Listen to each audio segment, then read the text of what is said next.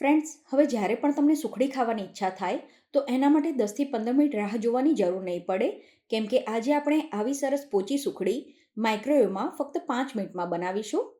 સુખડી બનાવવા માટે આપણને ફક્ત 3 જ વસ્તુની જરૂર પડશે, જે છે ઘી, ગોળ અને ઘઉંનો લોટ.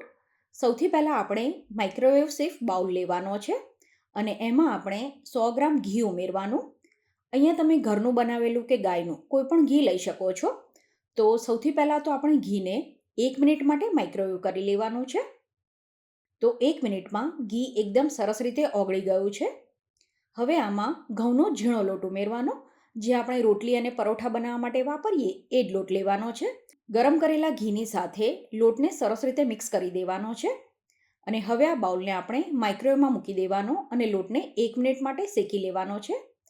1 મિનિટ પછી તમે જોશો તો લોટ આ રીતે તમને થોડો ડ્રાય લાગશે, પણ જેમ જેમ આ શેકાતો જશે એમ એમાંથી ઘી અલગ થવા લાગશે.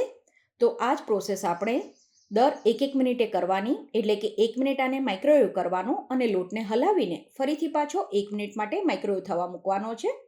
તો ટોટલ આ રીતે લોટને આપણે 4 મિનિટ માટે માઇક્રોવેવમાં શેકવાનો છે. 4 મિનિટ પછી તમે જોશો તો લોટ સરસ આ રીતે બદામી કલરનો શેકાઈ ગયો હશે.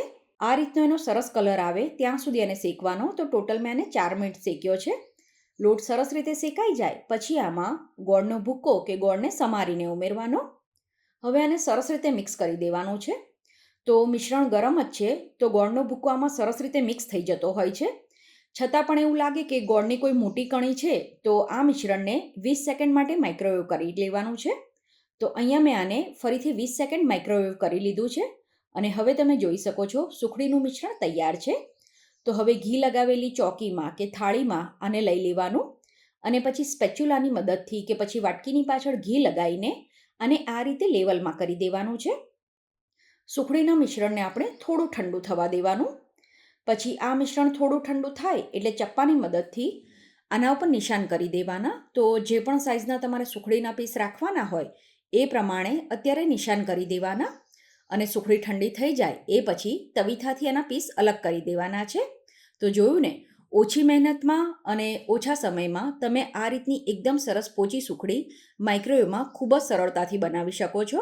અને માઇક્રોવેવમાં તમારે બીજી કઈ રેસીપી બનાવતા શીખવું છે એ પણ મને કમેન્ટ કરીને જણાવજો.